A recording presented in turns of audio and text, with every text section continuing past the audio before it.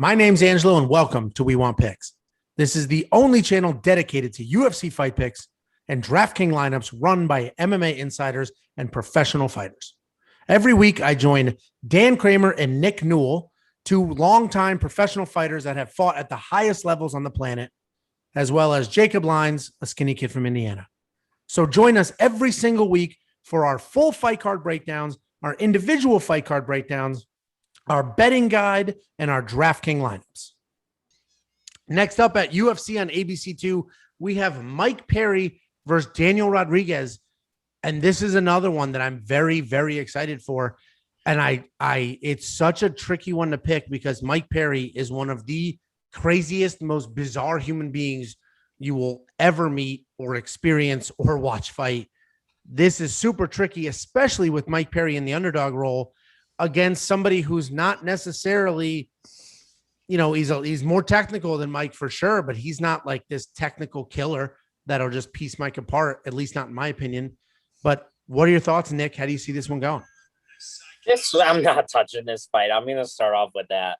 I mean, really, you look at this fight, every time I look at Mike Perry, it's like such a hit or miss fighter, man. He's just a roller coaster of emotions, and he's just a wild ass dude. I picked him to beat Mickey Gall, and I was right about that fight. But some of these fights, man, you don't know if he's going to show up or not. I thought he was going to get destroyed by Vicente Luque. I was like, oh, he's going to kill Mike Perry. And then he pushed Vicente Luque to the limit, broke his nose. It was a split decision. Some people thought he was going to win. I thought Paul Felder was going to whoop his ass, and he really took it to Paul Felder. I thought he was going to lose versus Alex Oliveira, and he really moves forward and looked great in that fight. I thought he was going to win versus Cowboy. So it's really he's just so hit or miss. I don't even want to touch him. And then you see all the crazy shit he does outside the cage. And he's always switching teams and moving and doing all this stuff. And you have Daniel Rodriguez, who has a win over Tim Means, who just beat Mike Perry. But that doesn't mean anything in MMA. MMA math is crazy. And Daniel Rodriguez kind of looked a little flat his last fight. He he got outpointed, and I don't think Mike Perry's going to be the guy that kind of outpoint him. Daniel Rodriguez has gotten dropped before pretty significantly, fought back and knocked out Dwight Joseph, I believe, in kind of a crazy fight. So there's just so many variables. I'm not going to touch this fight. I'm going to pick Daniel Rodriguez because I think he's just probably been training harder. Yeah, I think variables is the perfect way to describe this fight. There are just too many, and they're all on Mike Perry's side. We've seen him look like a great grappler. We've seen him look like a great striker. I don't know if we've seen him be a great grappler and a great striker in the exact same fight, but we've also seen him let his nose just completely explode on itself, and he continues to move forward and continue to fight. He's so tricky. He's got power. He's got explosiveness. He's at MMA Masters. I think this is the longest tenure he's had at any camp. So he might have actually gotten a full camp in with a fight camp and actually has some real corners with him. There's MMA Masters, great team too. One of the most underrated teams. Well, MMA Masters, yeah, absolutely, 100%. Yeah. So it's just so tricky when you have Mike Perry because you really don't know where you get. I mean, what was it 2 months ago, Jacob, that Mike Perry kicked through a window and it was all in his Instagram story and we were debating if it was real or fake. The guy's a disaster. He's a straight up disaster. With that being said, I'm going to pick him in this fight. I just am. I think he has all the tools, and he's been in MMA Masters for a little while now. Dan, you're at ATT, and ATT and MMA Masters have some half rivalry, half camaraderie thing going on. And we've seen those people a lot here and there. And they've taken fighters like Mike Perry with troubled personal lives and turned them into genuine fighters and contenders. And I think that's what's going to happen here. And I have Mike Perry winning this fight, but damn, is it tricky? And I don't know if I would touch it because there's so many crazy things going on. But Dan, what are your thoughts here? Yeah, I mean, a lot more of what you guys said. It depends what Mike Perry shows up, right? 2 years ago, this fight would have been like, oh man, Mike Perry is going to smoke this guy. He's going to overwhelm him. He's going to get in his face. He's going to beat him up.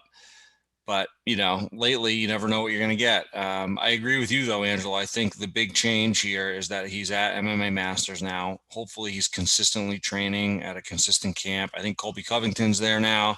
They've got a pretty good room full of guys, but so I'm kind of hoping and anticipating a prepared Mike Perry is going to show up. And if that's the case, $7,400 for him from a DraftKings standpoint, that's a no-brainer because he's tough enough where he's probably not going to get finished. I mean, Rodriguez is a very good striker. He could catch him, but I think at a minimum, this is going to be a 3-round war where Perry's getting hit and coming back with counter shots and just, it's going to be a scrap. So I think there's a lot of value on the $7,400. As far as the pick goes, I mean, I think I'm going to go with Perry too. Just again, hoping that he's training and back to his true form. If that's the case, I think this is a winnable fight for him. And I would argue that if he wasn't so all over the place, he would be the favorite in this fight. So definitely taking him for DraftKings, slight edge to him winning the fight. But again, like you said, variables and uncertainty are the key things here.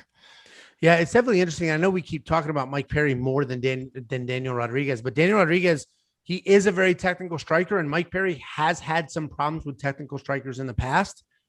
Just hoping that's been cleaned up. But Jacob, what are your thoughts? You're a Mike Perry fan. How do you see this going? Yeah, I think you guys are discrediting Mike Perry a little bit because I don't think there's ever a time where he doesn't show up. I think Mike Perry always shows up for all his fights. He's always in his fight, always in the fights. He's always pressing forward. He's always tough in there. So I don't think there's fights where he doesn't show up. I think most of his losses are just to better people. I think he just runs into people that are a little bit better mixed martial artists than him, whether it's because he has weird training or weird camps, or that might be why, but I think he loses, the good people, Jeff Newell, Vincent Luque, Donald Cerrone, Tim Means. Those are good mixed martial artists. With that said, in this fight, I think he's the better mixed martial artist in this fight as an overall fighter. Mike Perry is. So I think he wins this fight. The thing that I wanted to make him my lock of the week so bad. I wanted Mike Perry to be my lock of the week. The thing that worried me the most was Daniel has extreme power, not a lot of speed, but a lot of power. And I saw an interview. He's up at Donald Cerrone's place training. So that's where he's at training right now, has been for this camp with Donald Cerrone up there at their lodge and stuff. So that's what kind of swayed it for me to keep it away from the lock of the week. But I think Mike Perry wins this fight. You know what, Jacob? You made a really good point because you're right. It's not that Mike Perry has not really showed up. I mean, though I will say the Tim Means fight, going into that, Tim Means is tough, but he's older, and I think he had a long layoff. Like, he was supposed to win that fight based on the level of opponents he'd faced prior to that. But you're right. It's almost like because of all the stuff going on outside of the cage, you think he's not showing up. Yeah. But he's been in there. Jeff Newell, the Vicente Luque, a split decision. It's kind of like how everyone thinks, what's his name? Sam Alvey is a sloppy fighter just because of the way he looks when he's actually a really skilled fighter. Yeah. So he's definitely, Mike Perry's perception is everything, right? Yeah. Mike Perry is definitely one of those guys that I wish was because he's got all the talent. He's got as much talent as anyone. I think without a camp, without corners, he's doing this by himself basically sometimes. So he's one of those fighters I wish could just buckle down and just, his whole career, because I think he could have been really, really good. Yeah. Yeah, it'll be interesting. And just a quick Daniel Rodriguez thing. I heard somewhere, I have no idea if it's true. I couldn't verify it myself. I heard somewhere that he posted to his Instagram story that like a bong, just smoking weed, and like the bong he was smoking from. And this was just the other day. He's at Donald Cerrone's camp. There are some wild men up there. It's perfectly legal. He's not breaking the law. The laws have changed in Vegas for fighters, so there's no rule breaking here. But it just tells you how serious he's taking it. Yeah, a point to that. There was in his interview at the ranch, he said that Cerrone was telling him that he's training too hard, like leading up to the camp the week that he said, you got to back down, man. You're training too hard. You're training too hard. So, there's one aspect of that, but it sounds like he's working hard up there. So, yeah. So wait, can you smoke weed now and then fight? It's not. They lowered it. Like the volume has to be, unless you smoked like 20 minutes before the fight, you're 100% fine. So you can, in Vegas, Nick Diaz, basically. So poor Nick Diaz's career was completely submarined when now it's perfectly fine to smoke weed. So it's an interesting one. Actually, the next few fights as we hit these are all very interesting matchups. So we'll see what happens. Nick Diaz fought the suspension 5 years and got it down to like 2 years, and then just never fought again. Yeah.